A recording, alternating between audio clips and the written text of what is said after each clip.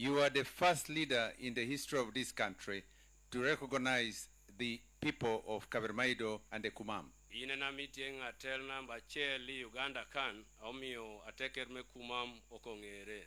Kabermaido now has midwifed a second district of Kalaki. Kabermaido district of Konywalo district anye namolongo Kalaki. Now they have several members of parliament. Nani tekede jochungo I parliament atot. The other day, Your Excellency, sir, they requested for recognition as a political sub-region as of the Kumam. Chengecha ikwao ibuti ngadwong be migi sub-region amolongo be Kumam. This is appropriate for the party, as you have always guided. Manber pi party wame NRM bala inimaromino wantam.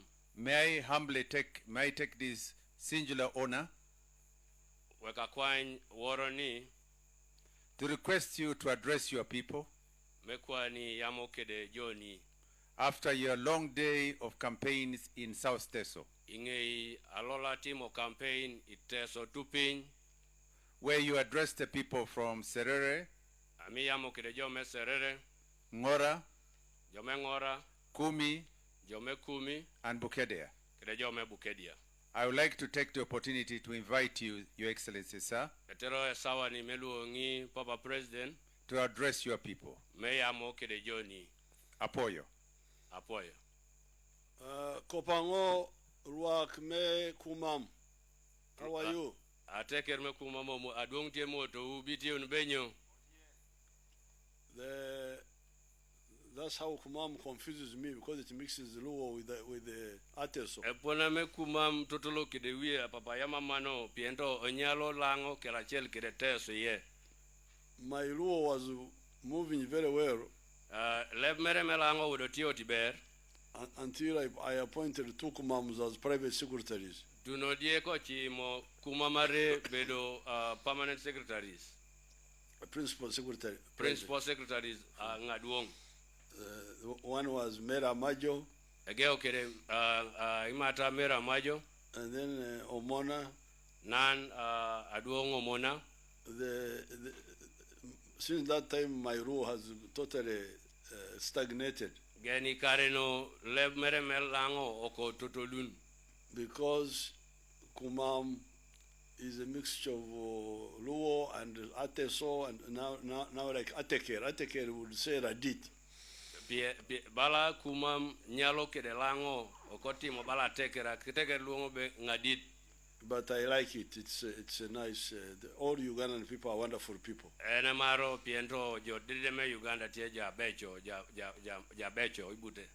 And the Kumam sent me some boys when I was preparing in Mozambique. Ateker me Kumam oko chwa ne awu be mogo diene tie ikere ipiny me Mozambique. The boys like Pipino. There was a boy called. These were their bush names. Awu be bala Pipino nyingamo do nge kedino ilum. The only one whom I found was Onya, who was Zoyon. Achiel kena menu ame udo nyinge aweno udo luongo bo nya nyingo udo Zion. That one died recently. Toy karia piapi. Then there was another one called Mukiri. Tio uda chi amo luongo be Mukili. Mukiri was a brother parent of Dubai. Mukili udo tio mime Dubai. And then there were a number of boys. Tio de awo be ari ponga tot. Our people should write that history.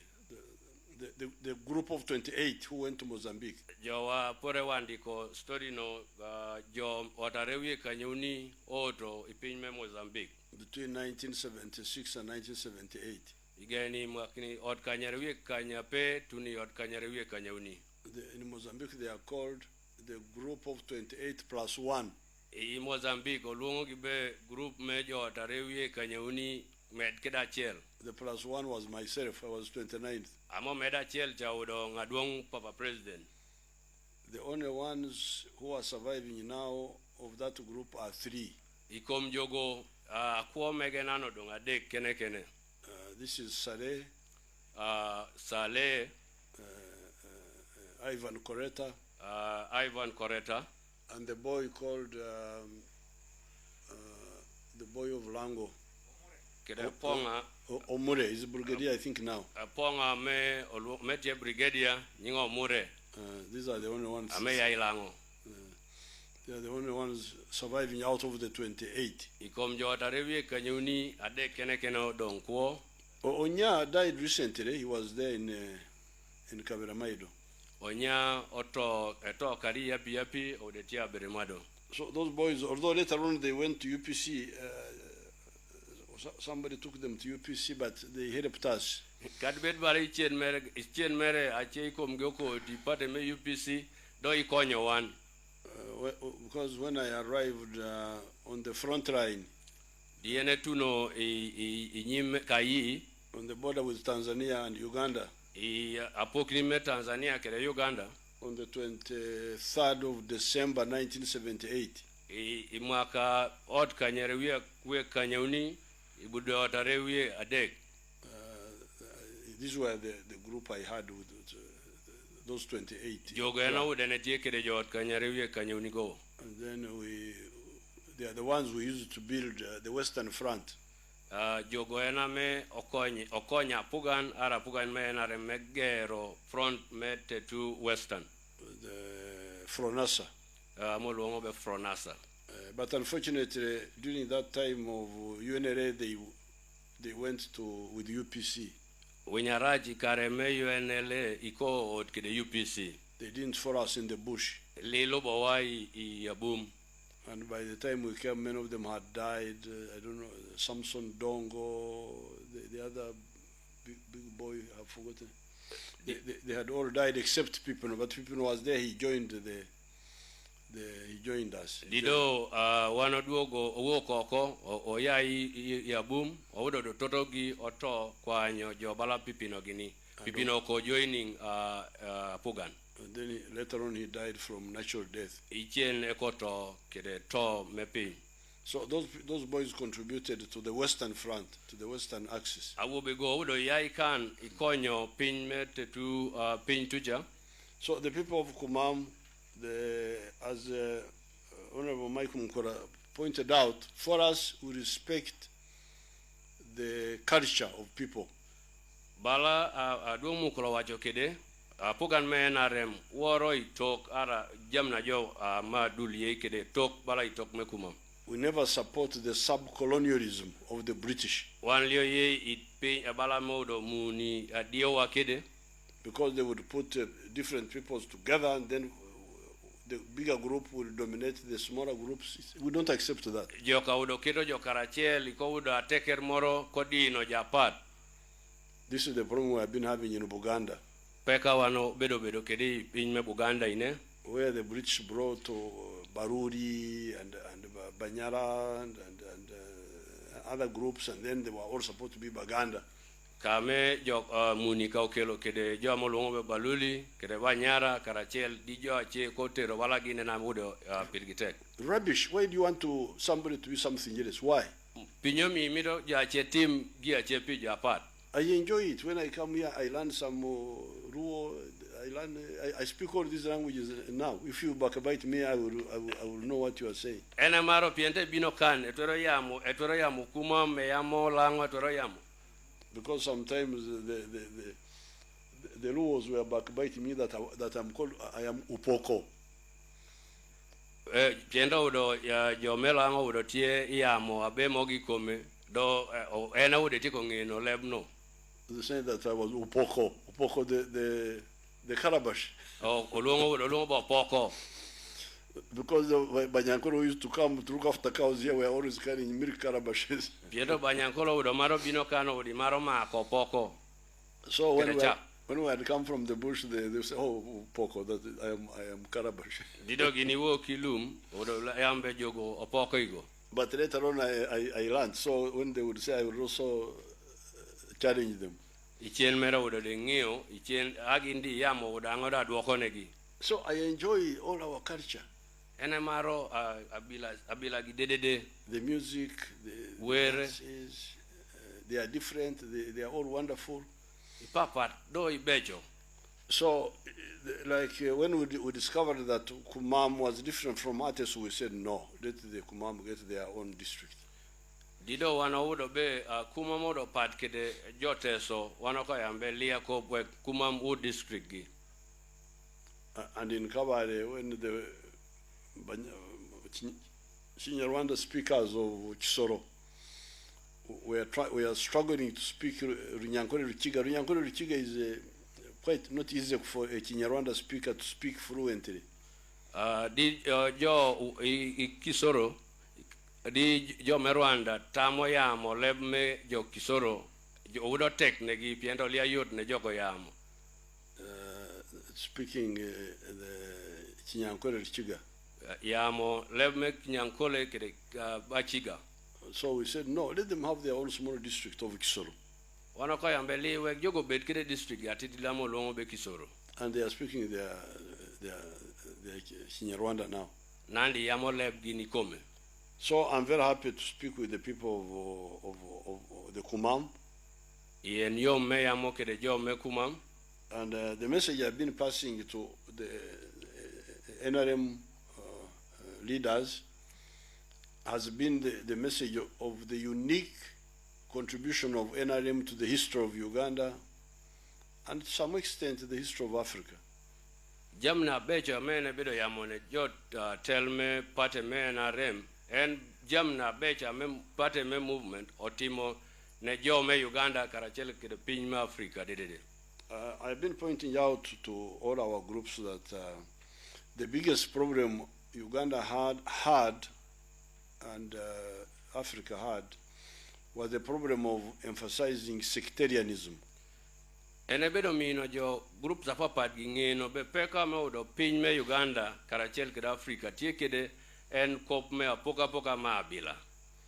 The sectarianism of religion, of tribes. Apoka me abila karachel kede dini. We noticed this in the 1960s. Imwakini tudumia cheli yot kanyape wana oneno kopegi. Who were part of the old parties. Jawdo tie kom dulme parties apart. I was part of DP. Ena wode tie party me DP. The other boys were part of UPC, Kategaya, Rugunda, and others. Jogo wode tie UPC, Kategaya gini, kede Rugunda gini. So when we saw that those groups were based on sectarianism, we knew this was a death trap. Di wanoni angi berbe jogi dede wodo tie di lubere kede apoka me di ni karachel kede di ni karachel kede atekerin arabila gini ko ngeno be tie do ito ka mo chiko waye sectarianism of religion or on tribe. Apoka me di ni karachel kede abila. We said why I have discussed with the leaders in more detail, but I can summarize here. Ena yamo kede jotel ituto do etwerodo ti yamikan wiye. We said, but why do you emphasize people's identity? I'm this tribe, I am that religion, this is a man, this is a woman. Why don't you look at their needs? Wana tiko yamo na jotel be pinyomi yamo na jo be ngaino weko yamo aboizme yamo nyoino na jogo tiemi to peko gien nyo. Now in Luo I speak more Acholi. Ena yambe iluo etie lango tucha ena yamo Acholi ibe.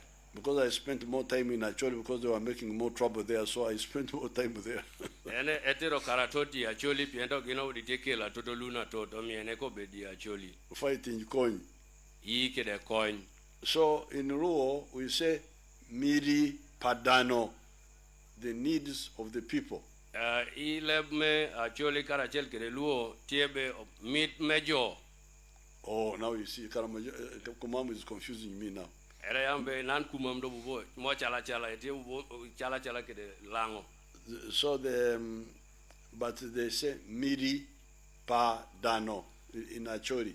Acholi oyambe miri padano do ikano lombe miti ajoara miti adano. So instead of seeing who they are, why don't you look at what they need? Abozme ya mona jo ngaya gini bedo mjomi olitwera ya mon nyoino nuna gini tiamito, which is common. Ametiegi ametie kaler neno. They all need health. Ginde dimito yotkom. They all need food. Mito cham. They all need clothes. mito igwen, They need houses, mito ude ara kabuto. education, Isoma, roads. yongayo. Why don't you look at that? Because this one has no controversy. Everybody needs that. Pinyomi olio neno jamni bala mago, piento jo dede mito jamni go. So why don't you concentrate your contribution to those, to their needs? Pinyomi olio toro keto teko wa itimo jamni go tieko miti mejo, ara mit mejo. They need markets for their products. Imita tale me jamna gini tie udo. So that's how we started a new line, which eventually became NRM. Ene puna wanogeo kede yonga ya apart omio ko woto national resistance movement. Now, because of that, we never looked at somebody's tribe or religion or whether he was a man or a woman. What we wanted is that you are a good comrade as far as the needs of the people are concerned. Wana udo liotene no ngai ni bedo ara teker mene ari ti chuo ara dako do wana udo mito no be nyoi no itero timo giaber pijo. So that's how we were able to build a strong liberation party. En gio mio wano ko twero gero yi kode to udo twero yi itek. Known as the NRM.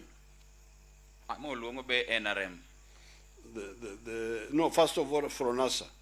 Egera ber kede nying me Fronasa, dide kuduogi NRM. Then later on, NRA and then NRM. NRA, dide kubini NRM. These were based on dealing with people's needs. Ekore go oudo tie piento ki lubo mit mejo. We would not look at your yin ngai. Oudo ekore go lea neno be yin ngai. We will look at miri adano. Oudo kineno mit kadano. And because of that, we were able to build strength. Pimano kiko gero kiko dongo. First of all, as NRA. Bala NRA. When we entered Kampala, NRA was already a national force. Ikarami idonyo kede Kampala NRA oudo tie ekodeta me odongo. With fighters from central area, from western, from some parts of the north, like the Rugubara and the Alurs, whom we recruited in the Kampala area. Ikare no NRA tie kede joyi ametie owo kikapapat bala dire me Uganda, bala tumalo me Uganda, karachiel kede kachia papat. And by absorbing all the elements from the UNLA, who were mainly from the north and from other parts of Uganda, we created a national force. Ditio kede jo me enale dido kiko timo ekodeta tekno. Now, when we took over government, we presented our plan to the whole country. Ikarame kigamo keda pogan kiko mino lobolung neno plan gi aragi amimi totimo. Because we don't look at your tribe, we don't look at your religion, we don't look at whether you are a man or a woman, we look at what you do and what you believe in. Gina uroli ami neno abilani ara nenare ni chuo ini dako. Many Ugandans seemed to like it. Uganda told you komaro. So that's how, when the time for elections came, we managed to get majority, 80%, 70%, 60%. Pimano ikareme yeri dida kodet wani oko udo kuira tot ki udo ot kanyare ot malo. So for politics we got stability. Piko mechung we be dio ko uda sipakin arana pakin. Then we also built a strong army. Dido ko gero kea attack. So that now enabled us to create what we call Kuch in Luo, but apparently in Ukumam we say Mulemu. Mano okomino wando ko kelo mulem. Mulemu, that's a new word for me. Mano kopanyie na meudo ilep kumam mulem.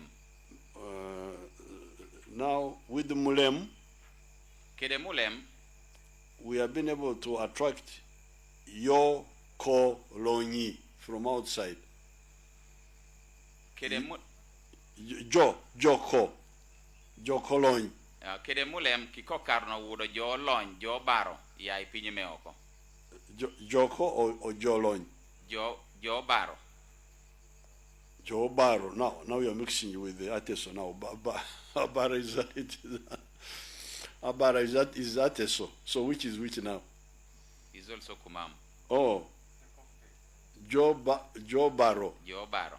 Joe Barrow. So we were able to attract Joe Barrow from outside. Kiko Karno Kelo Joe Barrow ipinye meoko. That's how you see so many Chinese, so many Indians, so many Arabs. They have come to Kampala and put factories there. Enomi ineno jome China, jome India, utiko bino Uganda kane kigero factory ichuma ya tot I Kampala kuno.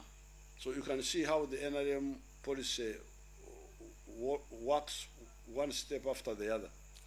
Ikarno neno kitame NRM tiyo kede dilubere keda napeta chiel dilubo chielo. Now, because of the peace and also because of the friendly policies with the private sector. Gigo dede timere pi mulem karachiel kede iswili ana wano keta becho ame konyo tameo jokotao. We attract Joe Barrow from outside. Kiko kelo Joe Barrow ya ipinye meoko. When the Joe Barrow come, Kame Joe Barrow bino, they help us solve the problem of shortages, which was a big problem in the country at that time. Kame Joe Barrow bino ki konyo wa kede tie ko peko me jamni odo no kikare no. Shortage of sugar, soap, and so on. Jama odo no kikare go odo sukali, sabuni keda chie kede munyo. Then they also help us to create new jobs of factories. Ki konyo wada kede ti mino jo odo tiche, piento jogo tio ichuma ya me jogo ogero. We used to have jobs of government, policemen, soldiers, teachers. Piento apugan tie kede tiche, mapugan nogo kede polisin karachiel kede jo puonye ameno nok. And we used to have jobs of agriculture. Kede mepur. But now we have more and more jobs of factories and hotels and so on. Don nano tie kede tiche ametie hotel karachiel kede ichuma me tijgo. And now the jobs of factories and hotels are now more than the jobs of government. Tiche me factory karachiel kede me hotel go nando tot kalamo tiche mapugan. So when people are asking how will we solve the issue of jobs, that's already the beginning. Kame jo penyere be ayaro tieko lime tiche benyo man agege merine. The workers of the government are 480,000 altogether, policemen, if you add them. Jo tiche me apogan tietu tumia tolongoni kanyuni kene kame ribo gilung. But the ones working in the factories and the hotels are now more than 2 million. Ametiyo I factories go karachiel kede I okome apogan tie kalamo millionare. They can show some of them there on the TV. Gini go ineno no gigo TV kano. Those are the new factories. Ichuma ya nyie na meo gerigo.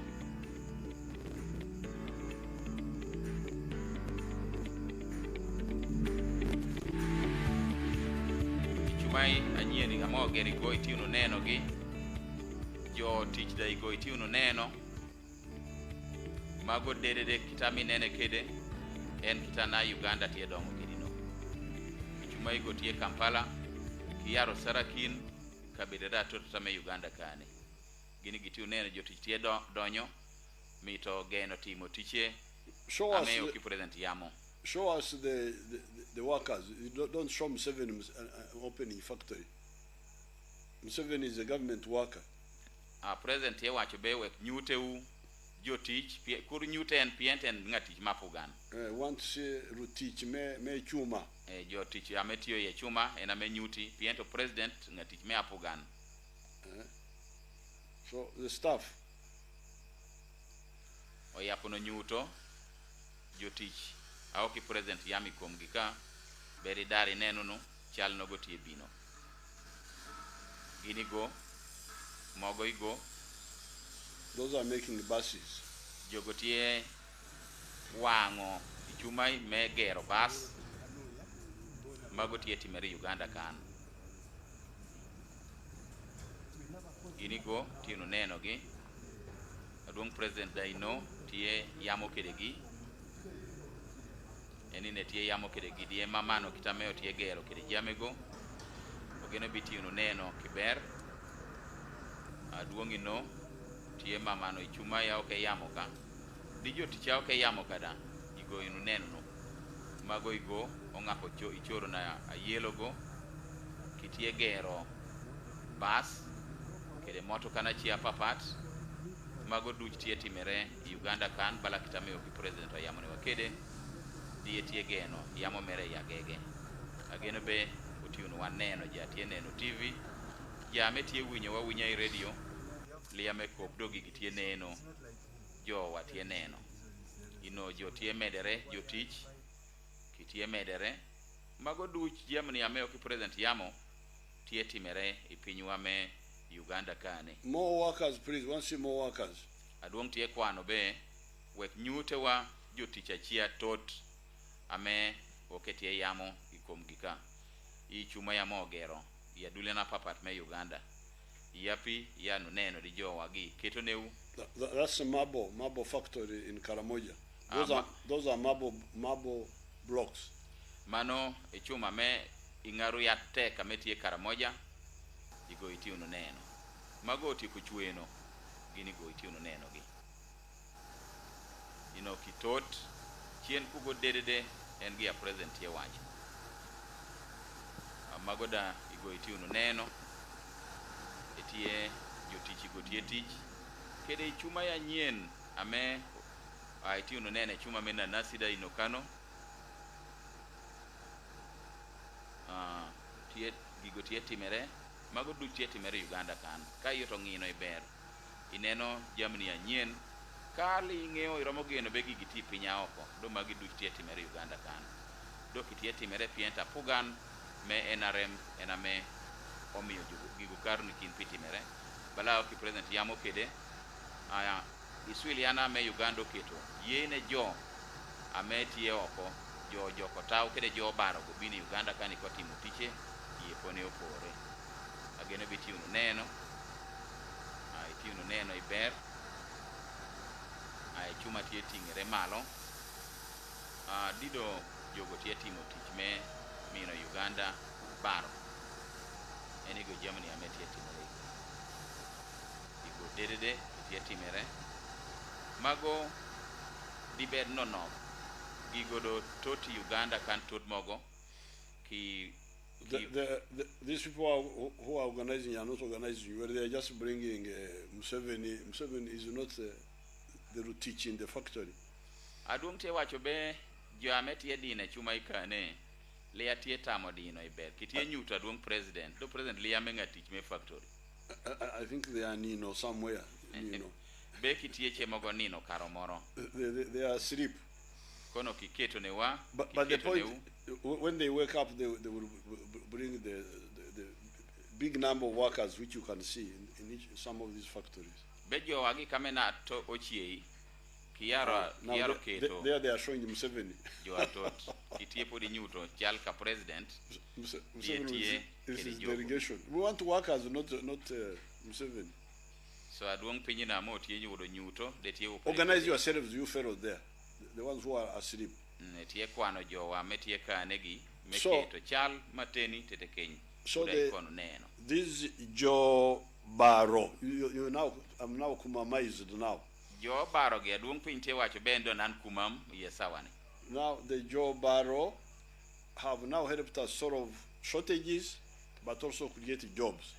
Joe Barrow ge okonyo wa pi tieko peko menoko karachiel kede peko me tiche amawolo nok. New jobs of factories and hotels. Tiche anyendo nantie me hotels karachiel kede me factory. But also they have helped us raise more taxes.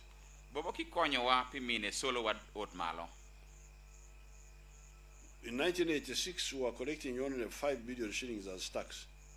Imwaka meot kanyenuye kanyape odo Uganda raro billion kan kene bale solo. We are now collecting 21,000 billion. Esa ni nani omo odo oraro billion otarwi achiel. I would have used the 21 trillion, but I'm not sure whether the Kumamu would understand what trillion means. Odo kono eyamo I trillion do mano line wa kumam so oraro tolare kede tomon. Because 1,000 million is 1 billion. Million tutumi achiel ename 1 billion. Mago line wani leb kumam. Now, 1,000 billion is 1 trillion. Billion tutumi achieli and trillion achiel. So if the Kumam have got the concept of trillion, I can now use trillion. Say 21 trillion. So kame kumam do machali ne wani eramotich kide trillion otarwe achiel. But if they haven't, then we can say 21,000 billion. Manually ne wani lev kumam wekoti kide trillion otarwe achiel. If I was speaking in Nyankore, Uganda, I would say emitwaro narukumi billion. So kono wode tie yamo kede lebe mo kono wode ne yamo balakite yamo kede no. Omutwaro is 10,000. Mutwalo en tutumia tomon. So 21,000 billion means emitwaro apar ario and a chair. Etie otare we achiel. So that's what we are collecting now. En esola nan otierari no. And that's what I was telling our leaders. Kopa mo wode tie yamo ne jotelwa eni no. So there is our statement in our language. Rieko lo tek kom. Tie kop moro ileb kumam amo wacho be rieko lo tek kom. The wisdom is better than strength. Rieko lo tek kom. NRM has been able to repair the country just by wisdom. NRM oiko pinywani kede rieko. You can see by emphasizing miri padano. I can remember the actual one. Amano otimere pien obedo ya mokopiko mit adano. We were able to unite the people. Okoribo jo. Because when you bring people's needs, there is no controversy. Kami kelo mit mejo poka moro udo likametie. And we were able to build a strong army. Bobo okogero keatek. And it was able to bring peace. Dido ekokelo mulem. And because also we handled the issue of the private sector well. Bobonda oko timo jo amelia gongeri apugan giber. By, for instance, returning the property of the Indians. Duoko Germany angoche me muindin. Then the foreigners trusted us. Jo me oko dioko mino again. And they brought their factories here. Dide ko geno keli chumaigi ipinywa kane. And because of that, we have achieved all this, including more tax collection. Enomio wanaudo jamao kangatie maro gidede karachiel kede rare solo atot. So that's why I tell my mobilizers to tell the people of Uganda that chamo tie kan. Enomianga yamo ne jona mo supo kwirbe cham tie kan. Cham or cham. Food is cham. Yes, Excellency. So the food is here. Cham tie kan. The only problem we have Peka mo tie kede kene is poko arorom. Peka mo tie kede en poko arorom. The distribution poko, of the food. Poko cham di rorom. And that's where I want my NRM MPs especially. Enomianga mito members me parliament na ameti NRM. I don't care about the opposition because for them I don't expect much from them. En lie paro jo alia meme NRM jo metenge ka piento lie egeno gimorate kibudgida. To really be very firm on the issue of poko arorom. Emito mino jo members me parliament me NRM pibedo di tekuno ikopi kompoko chiam di rorom. In actually was saying poko marom. Ile ba choli de mochi ali kumam ki wacho be poko marom. Then poko di rorom. Instead of poko guna. Guna when you serve yourself. Weko poko piri keni. So this is really the challenge of the leaders.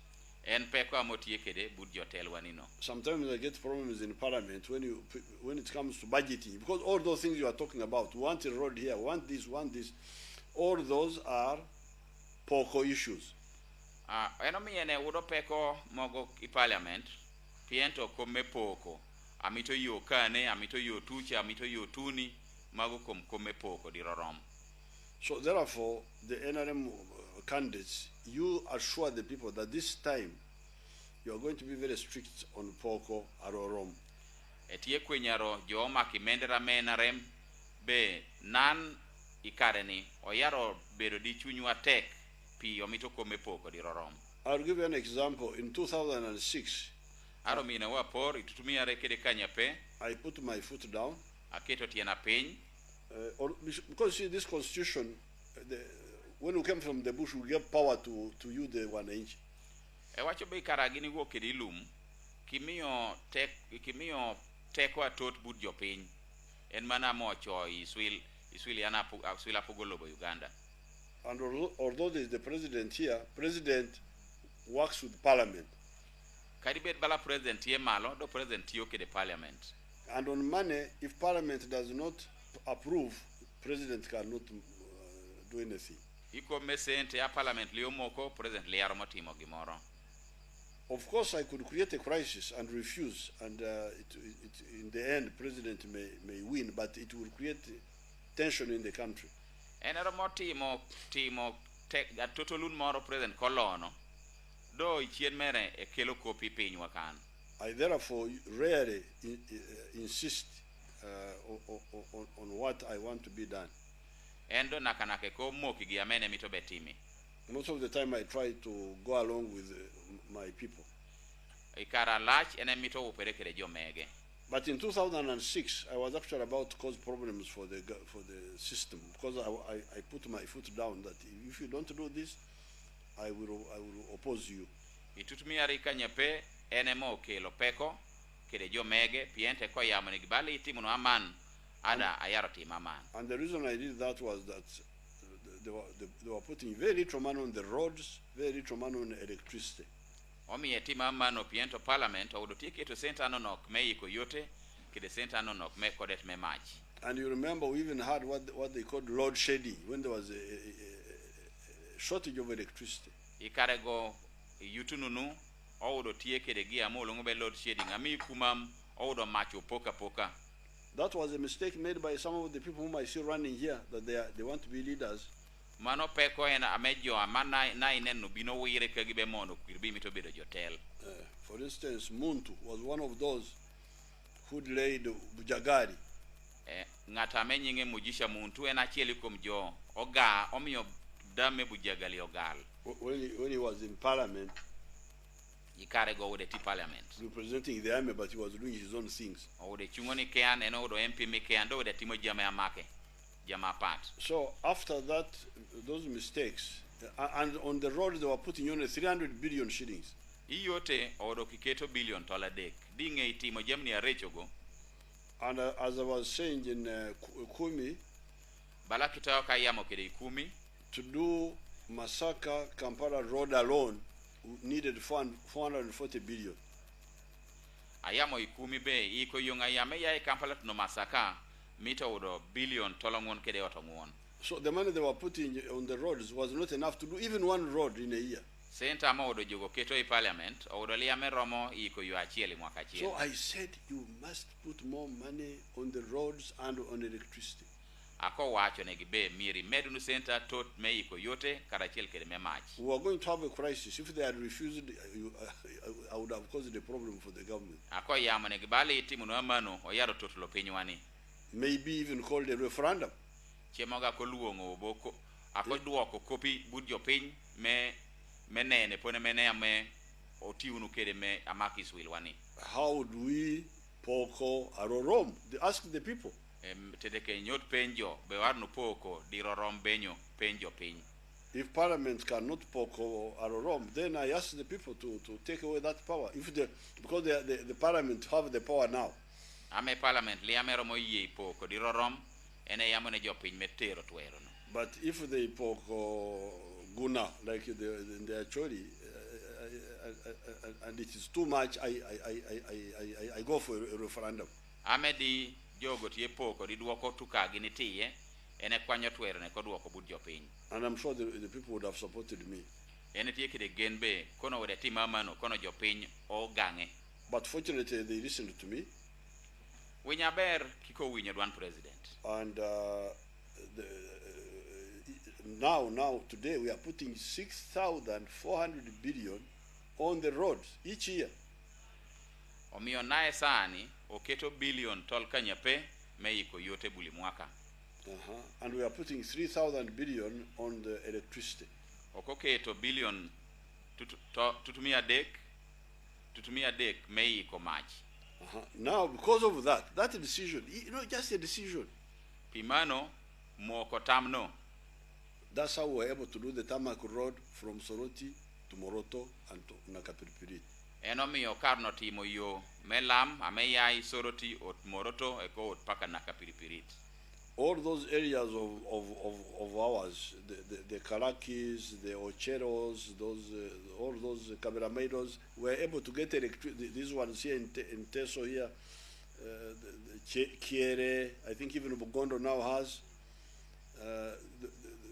Serere, they were all able to get electricity because of that decision. Apitam mameo mokono enomiya dulion balakalaki Uchiero, Caberamaido, Chiere, kede serere nando tie kede mach. Even Moroto was able to get electricity because of that decision. Moroto da okokarno wodo mach pitama mokono. So that's why I am telling NRM people, please explain to the people Enomi enetie yamone jo amena rembo kwechu no tatamo no kopegi ne jo. That the cham tie can. Be cham tiene wan kan. Now the only issue is poko arorom. Peka mo tie kede en peko me poko arorom. And that's what you should do, explain to the people. And by doing that, we can sort of, like, for instance, if we look at the roads. Kawati mamano oromoti kopea tot kai neno balanani yote. Let me see what we are going to. They are all in the manifesto here. Kopego dedede tie manifesto wa. They are all here. Kopego duch ocho piny I manifesto wa. Okay. Aduong piny tie yabo tede Kenya tata manewa. Kopego duch ocho I manifesto. Manifesto eni sikan ame naremo keto pi mwaka kany ame nage tie gere ni.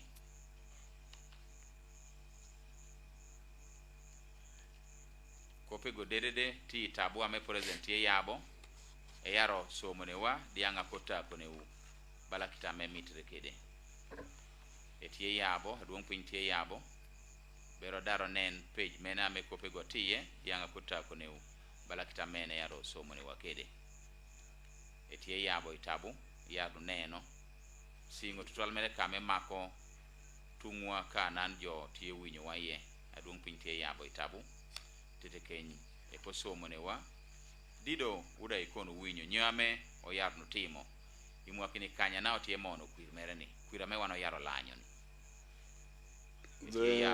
the roads. This is a long story here. E wache be kope gi kope atot kibocho. First of all, the big road from Tororo, Yonga ya duonga me ya Tororo, which we did again using our money, because that road also had grown old up to Soroti here. Yonga ya Tororo paka Soroti amo atimo kede sente wa me Uganda kan pi yonga yono uruti kuti. We are now going to do it again.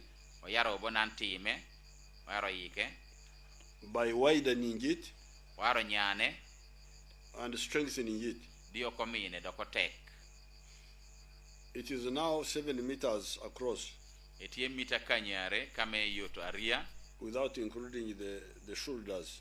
Mano dio weko karmori riria mengete cha. But it is going to be 15 meters. Oyaro nyane kodoko mita tomnie kany. Without including the shoulders. Di kai riria mengete cha leye. I think if you include the shoulders, it will be like 18. Kami ribo kai riria mengete go edoko meters tomoni wie kanyawuni. Aduong piny tie yabi tabu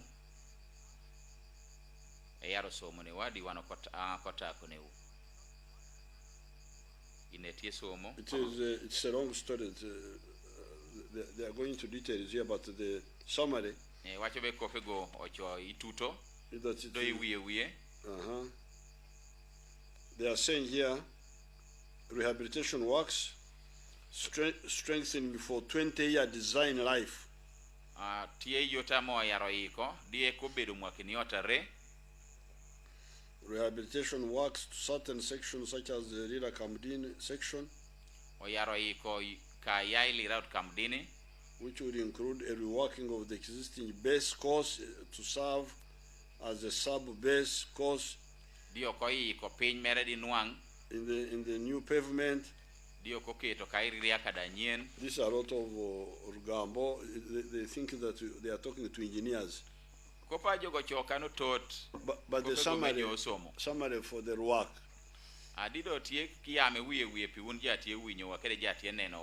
is to say the road will be widened and strengthened.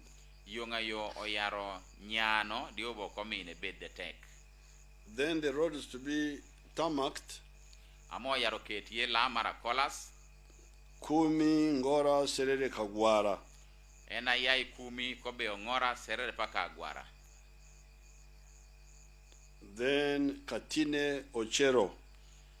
Okoi ko koketo kola si yonga yowa me Katine beo ikala kiyo to chero. Then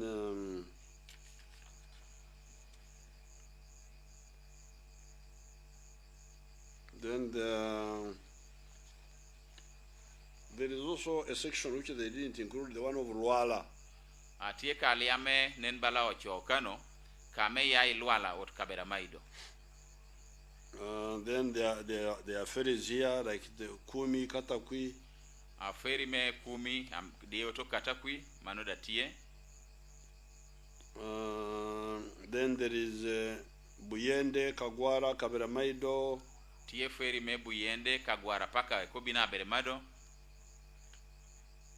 Then this is what I have here for these areas. So all these are a result of Poko Arorom.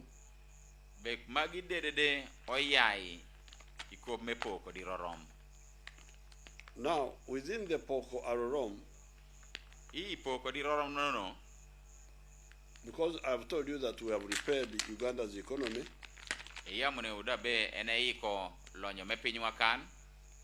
by using the Jobaro. You see how I have caught up with Kumamu now? From outside. And they have helped us in the way I have described it. Producing, solving the problem of shortages, creating jobs, and increasing tax collection. But we cannot let our own people to remain Nino and just to depend on these outsiders, the Jobaro from outside only. Dopi mano lioroma weko jowa ditie nino dikitie gin wood dibut jo obara mewuok yoko gi kene. Because the economy would grow faster if our own people were also involved. Pieni lonyo me piny ka ne oyudo romo donga waka kameri joe wada tie timo tiche mogo. Involved fully, not just peripherally. Dikom kitie timo gida komi odochon weko timo di tingete. You see, for instance, the Joe Barrow from outside. Apor kede Joe Barrow meoko. May come. Kibino kan. And make textiles. Diko geno timo igwen go. But how many meters of textile is an average Ugandan using in a year? Dole mita di mi gwen go dano me Uganda tiyo kedi mwaka chiel. That secretariat can do research for you and tell you what is the average how many meters on the average do people in Europe use? Jowa amegi girogi romo timo imar dio ko tima por kede kitamo jome piny me Bulaya da tiyo kede mita go. And how many meters do people in Uganda use in a year? Dio ko tirano kede mita di ame wano tiyo kede Uganda kani mwaka chiel.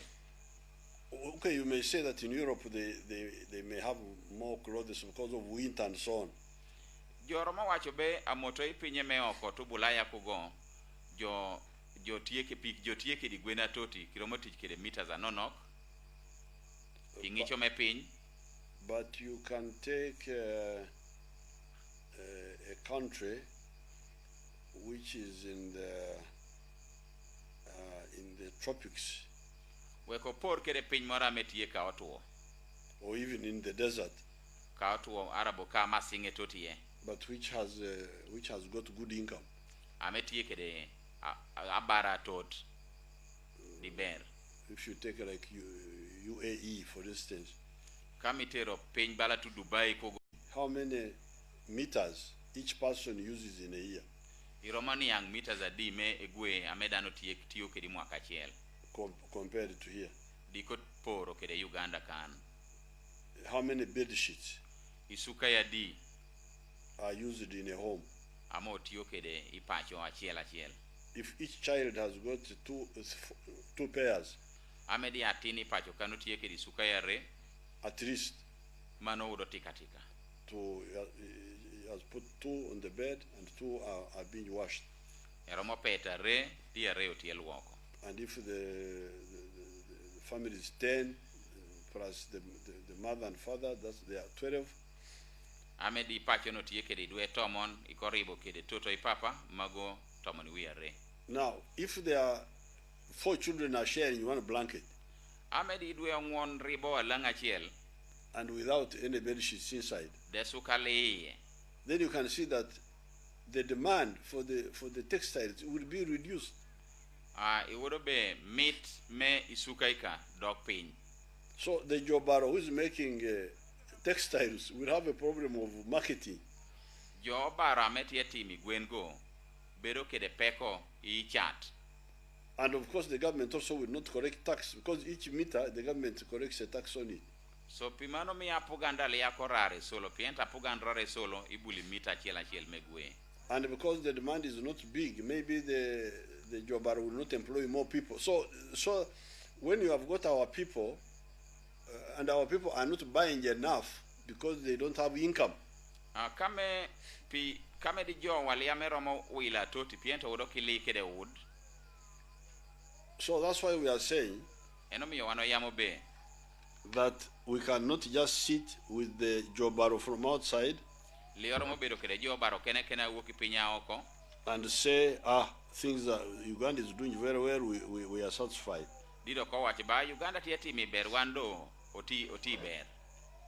And the biggest problem we have is teach, PH. Peka duonga wanotie kede en teach PH. Erume. Aduong pinyo yamone waleb kumam. Teach PH erume. Lok maber kumam. Aduong piny oyamo leb kumam maber. So this is the problem now. En peko wanino nan. And I've challenged the NRM leaders. You go parish by parish. Amiyo tambut jotel me NRM beotunu itela keditela. And find out how many homesteads are still only living by teach PH erume. Di ngichi no miere me adi ame jotie teach PH kene. In actually we say teach me each keken. Ile bacholi oyame be teach me each kene. Now, that will give you where the problem is. This is the problem I started dealing with in my area there, Victoria area, in 1966. Peko ni ena manga geo yamie ya dul nango merwa kitura imwaka metumia achiel tol kanyangon yot kanyape wiye kanyape. Because I had read what was happening in in Europe. Pienta ngo uda somo. And America. Ipinye me Bulaya karachiel keda America. And I could see how those people were doing better than us who are just here. Awodo be joko udo tie timo iberlono wanikane. My question was, because by that time I had finished A level. Penya ko bedo be piento udangati ko senior kanyape. And the good thing is that they were really teaching us about Europe, the geography of Europe, the geography of North America, the geography of Australia. Gi America reno udo puonyo gin kopa mako America, kopa mako Australia, and kopa mo udo puonyo gini sukulino. So my question was, in Europe, they have only one season for crops. Peny mero no udo tiebe, ipiny me Bulaya kitieke de chwe me kota chiel pi to cham. Half of the year, the land is under the snow. Adul me mwaka akako eno mako piny. But the people who are working for half a year are richer than people who harvest twice in a year. Joamet puro yara joamet yo pidul me mwaka ipiny me Bulaya kono obaro lo wan jame otieke de opuro pi ire.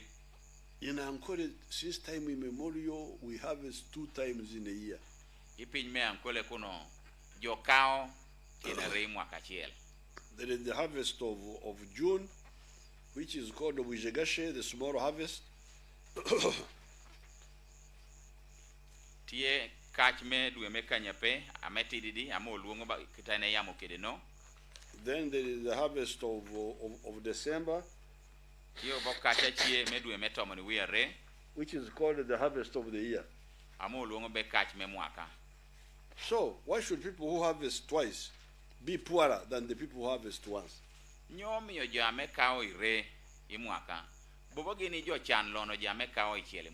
And you even hear that the people who harvest once are helping the ones who harvest twice a year. That the other ones are donors.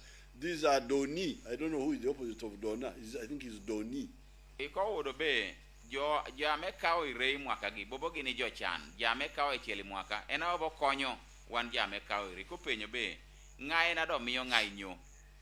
And when I studied, the problem of those Banyankore was teach, may each, keken. Giamene koniang itutungi bud Banyankole go enine be jogo do teach pitch kene. So I started telling them in Kumam. Teach pich kede isau. Be gini mito teach pich kede isau. You must work for Enshaho. Isau is the Bantu version of. Miri TP isau. Lebi model wungamano. So and I add teach pich kede isau kede imar. Eko medo da be teach pi isau kede imar. This is the biggest issue we need to emphasize, in addition to what we have already done. Kopea tia memiero oyami ine dio media o kayamoka. So in that area of those areas where I started, like that Nyabsho's area, Rwachitura area. Kaenegeye bale ya dulion menya busozi kede Rwachitura. Or Chisozi. Kede Kisozi. Or people I found very responsive and Batoro people of Fort Portal. Yeah, men Joko Gamu Kopmere and Jome Fort Portal, ya Bocho.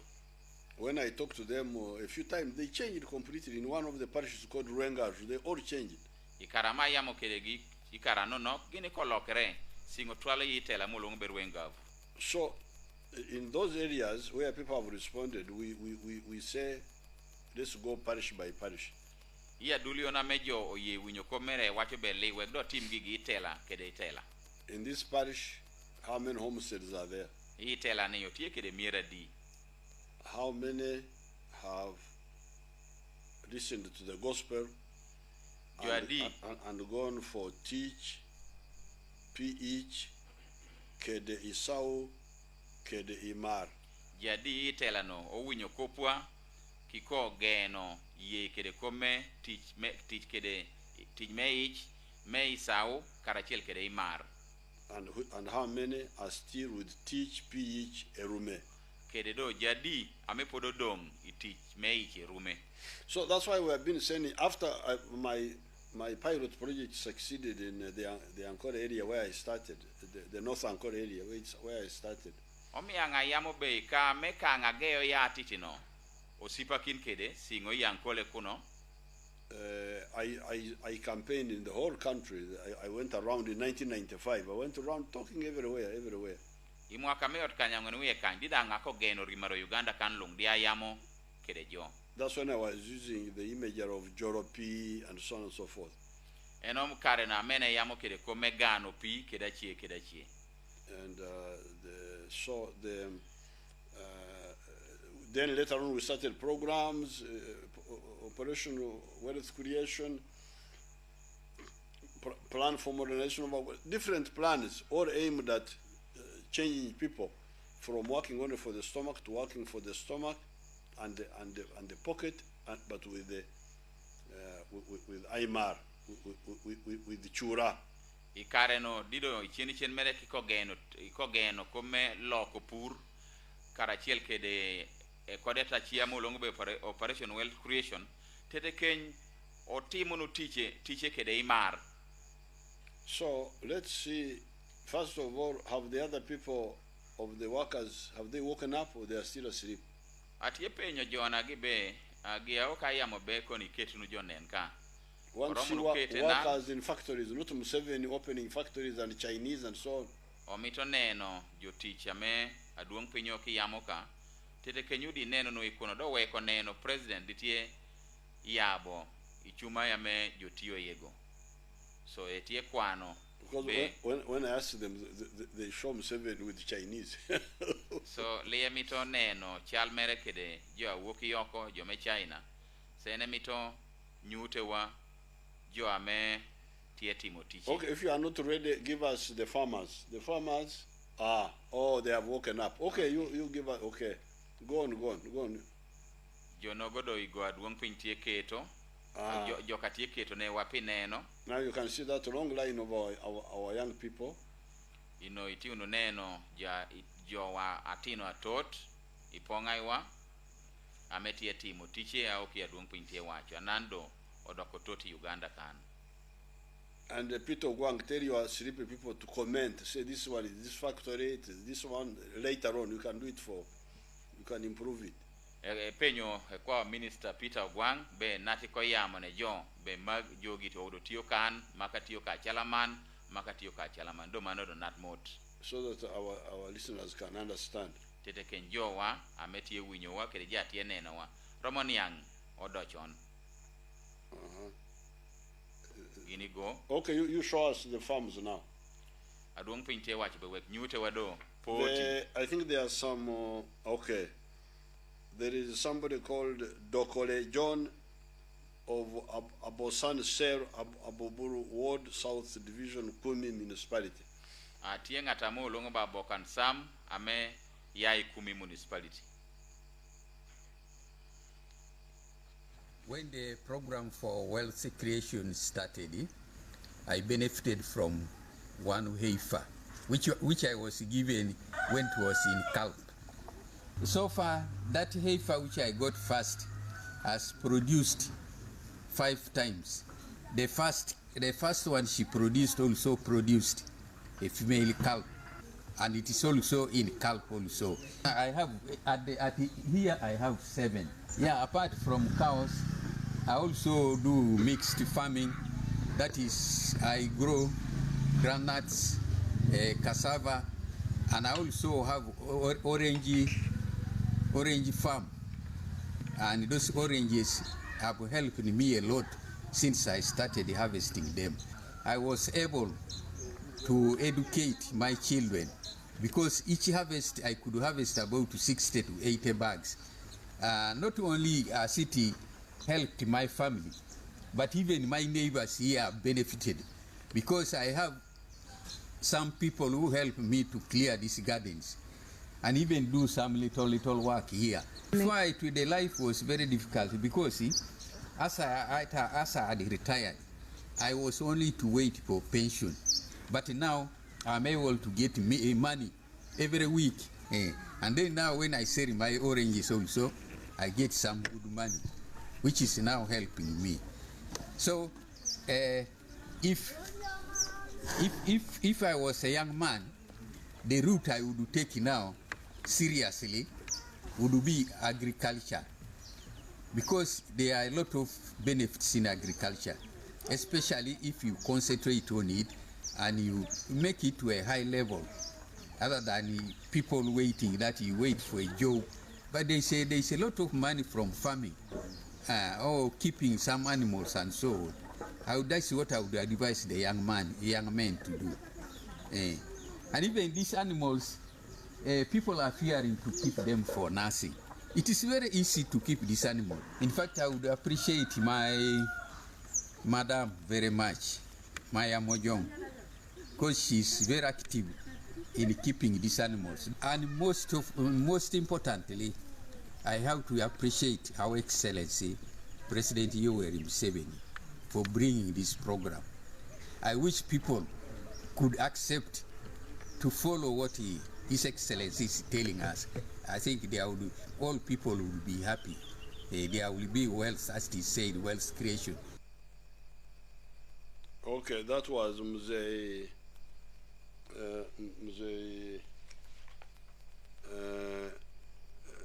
Dokole John. He has got 7 cows, which he got in 2015. He gets milk from 2 cows, getting 8 liters from each. He says each liter at 800 shillings, which comes to 6,400 per day, 192,000 per month, and 2.3 million per year. Aduong piny owacho be mano owuode jaka itamo olongo be dokole etieke de doke kanyare aikom doke kanyare go ene chiro chak lita kanyawuni buli chieng di e chato lita achiel sing tol kanyawuni i mwaka achiel e udo millionare kede tutumia tola dek. Then he has got 4 acres of oranges. Etieke de eka ong'on me mochungwa. And he harvests twice in a year. Engwedo hirei mwaka achiel. One season he got 4.5 million. Ngweda achiel udo ber ngoche million ong'on kede dul. The second season he got 2.5.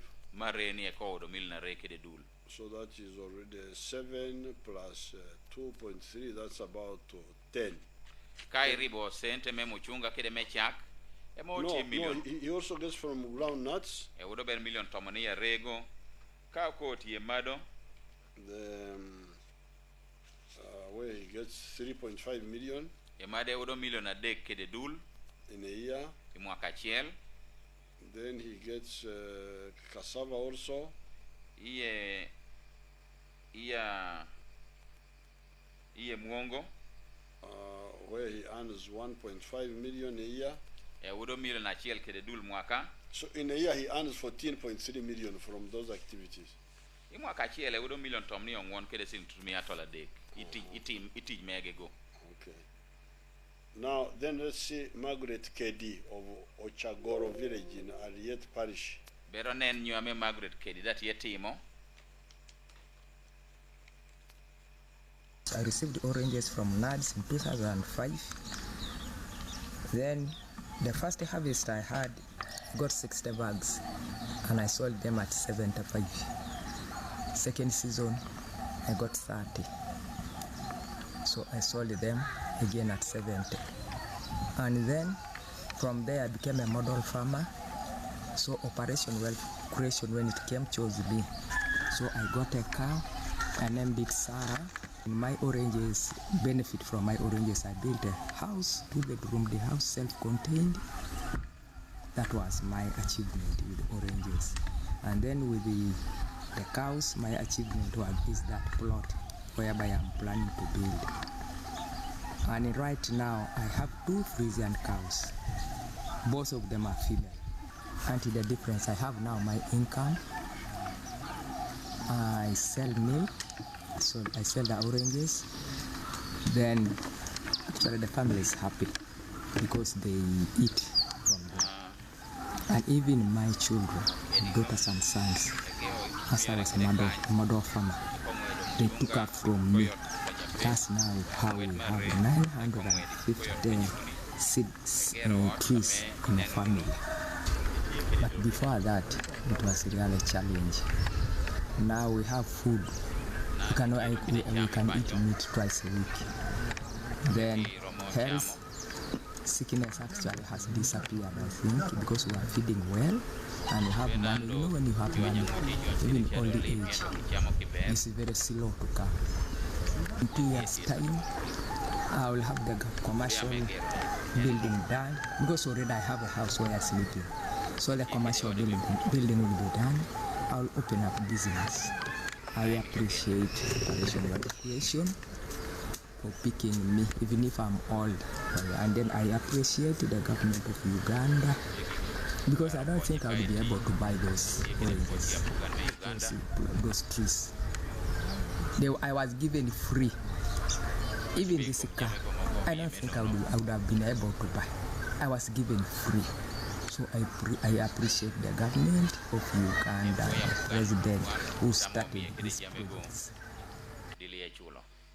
Okay, now this is Margaret Kedi. Mano Margaret Kedi, balakita present ya mukede. She got one cow which has multiplied to 4. Dianga chiela me udo cha onyualo kodoko ngwon. She sold the 2 bulls and bought land for a commercial building. E chato tuoninare e ko wilo lobo me gero ot me chat. She gets 5 liters of milk and sells 3 liters. E udo liter kany me chak e ko chata dek. So she gets 3,000 shillings daily. E udo sing tutumia dek bulichieng, which is 90,000 per month. Mano kai ribe wok tutumia at kanyangon buli dwe. And 1 million in a year from milk. Etie million achiel mwaka achiel gi e udo ichake rume. But she also drinks milk because some of the liters she drinks. Chakachie ede mato. From oranges, there are 2 seasons in a year. Imu chungwa engwedo tiena re imu akachiel. Last year she got 65 bags. Mwaka otiek ne udi puke ot kanyapuye kany. In the first season. Ingwed magege. And 50 bags in the second season. Ipuke ot kany ingwed mare. And so from each bag sold at 70,000. So for the first season she got 4.5 million. And for the second she got 3.5. The total so far she gets 9 million.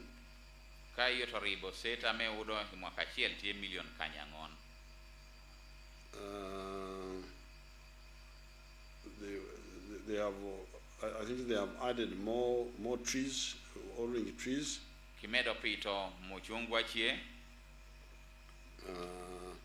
It's not clear here what they are saying, but I think they are expanding.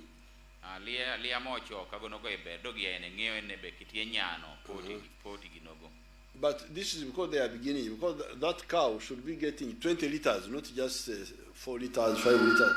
It should be getting 20 liters. You can get them cows which can give 20 liters.